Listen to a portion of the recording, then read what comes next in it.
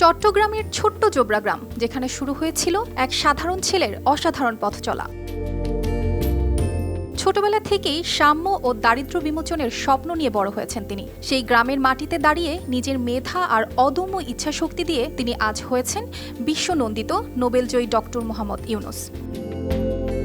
বৃষ্টির দিনে আনন্দটা একটু বেশিই জমুক, আর আনন্দ আয়োজন মানেই চাষি সুগন্ধি চিনি গুঁড়া চাল। 1976 সালে জোবরা গ্রামের নবযুগ খামার থেকেই শুরু হয় তার ক্ষুদ্র ঋণ কার্যক্রম। দরিদ্র মানুষের জীবনে পরিবর্তন আনার এই প্রয়াস ধীরে ধীরে ছড়িয়ে পড়ে সারা দেশে, তারপর বিশ্বজুড়ে। এ পর্যন্ত 40টি দেশের 130টিরও বেশি প্রতিষ্ঠান তার এই মডেলকে গ্রহণ করেছে। আর এই সাফল্যের ফলেই তিনি পেয়েছেন নোবেল শান্তি পুরস্কার সহ অসংখ্য আন্তর্জাতিক সম্মাননা। তবে এত সাফল্যের পরও দেশে তাকে নিয়ে হয়েছে অনেক বিতর্ক। তাকে গরিবের রক্তচোষা বলেও সমালোচনা করা হয়েছে। পদ্মা সেতুর ঋণ আটকে যাওয়ার ঘটনাতেও তাকেই দোষারোপ করা হয়েছে। কিন্তু এসব বাধা পেরিয়ে আজ তিনি হয়েছেন দেশের অন্তর্বর্তীকালীন সরকারের প্রধান উপদেষ্টা।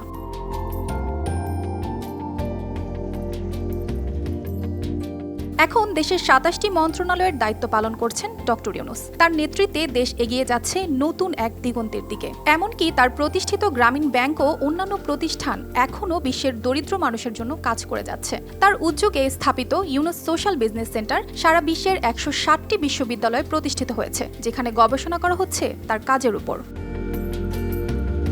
ডক্টর ইউনূসের জীবনের অন্যতম বড় অর্জন হল 2006 সালে নোবেল শান্তি পুরস্কার পাওয়া, যা তাকে বিশ্বব্যাপী খ্যাতি এনে দিয়েছে। তিনি মার্কিন যুক্তরাষ্ট্রের প্রেসিডেন্সিয়াল মেডেল অফ ফ্রিডম এবং কংগ্রেশনাল গোল্ড মেডেল সহ বহু আন্তর্জাতিক সম্মাননা পেয়েছেন। তার ক্ষুদ্র ঋণ মডেল পৃথিবীর 40টিরও বেশি দেশে অনুসরণ করা হচ্ছে।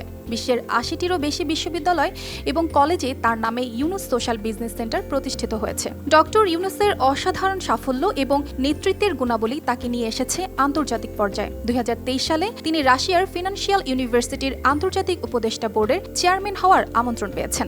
এছাড়া সৌদি আরবে অনুষ্ঠিত ওয়ার্ল্ড ফুটবল সামিটে তাকে আজীবন সম্মাননা পুরস্কার দেওয়া হয়েছে। এই পুরস্কারগুলো তার অসাধারণ অবদানেরই স্বীকৃতি।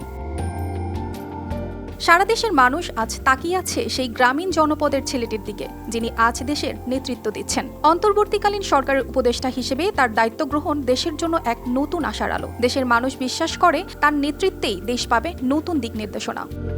অর্পিতা জাহান, RTV।